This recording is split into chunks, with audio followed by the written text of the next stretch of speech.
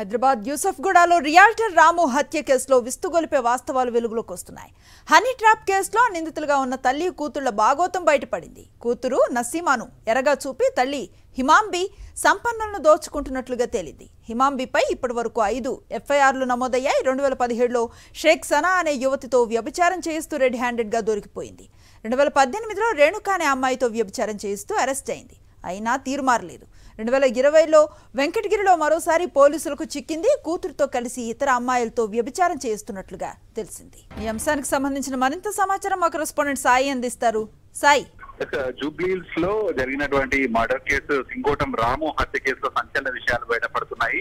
ఇందులో ముఖ్యంగా నిందితులుగా ఉన్నటువంటి హిమాంబి అలాగే తన కూతురు నసీమాలే మెయిన్ పాత్ర వహించారు. వాళ్ళు ఈ ఒక్క సింగోటం రాము హత్య కేసులో హనీ ట్రాప్ లో భాగంగానే కాకుండా గతంలో కూడా చాలా మందిని మోసం చేసినట్టు చాలా మంది బాధితులు బయటకు వస్తున్నారు.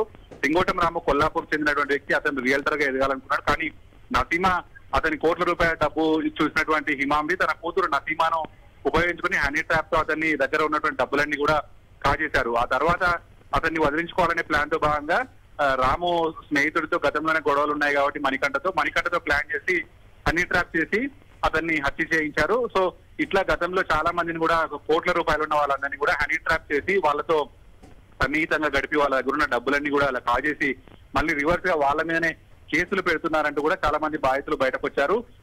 ఇది అయితే యూసుఫ్గూడలో నివాసం ఏర్పరచుకుని గతంలో వీళ్ళది ఆంధ్రప్రదేశ్ డిస్టిక్, కానీ ఇక్కడ హైదరాబాద్ కు వచ్చారు. తల్లి కూతురు వచ్చి ఇక్కడ సెటిల్ అయ్యి ఏకంగా ఒక కానిస్టేబుల్ తో సన్నిహితంగా ఉంటూ హిమాంబి కానిస్టేబుల్ ఇల్లునే కాజేసింది. ఆ తర్వాత కానిస్టేబుల్ ఎవరికి చెప్పలేని పరిస్థితిలోకి జరిపాడు. సో అట్లా చాలా మందిని మోసం చేశారంటూ బాధితులంతా కూడా బయటకి ఇప్పుడు వస్తున్నారు.